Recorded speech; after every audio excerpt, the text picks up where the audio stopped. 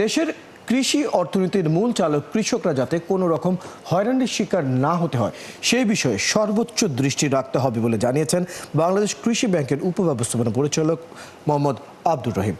বাংলাদেশ কৃষি ব্যাংক চট্টগ্রাম বিভাগের আয়োজনে 2024-25 অর্থ বছরের ব্যবসায়িক লক্ষ্যমাত্রা অর্জন পর্যালোচনা এবং 2025-26 অর্থ বছরে শতভাগ অর্জনে করণীয় সম্পৃক্ত বিভাগীয় সম্মেলনে শনিবার তিনি কথা বলেন।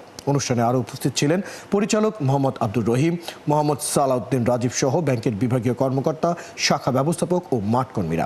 সভায় প্রধান অতিথি নতুন অর্থ বছরের ব্যবসায়িক লক্ষ্যমাত্রা শতভাগ অর্জনে করণীয় সম্পর্কে দিক নির্দেশনার পাশাপাশি লো কস্ট ডিপোজিট কালেকশনে সর্বোচ্চ মনোযোগী হবার নির্দেশনা প্রদান করেন।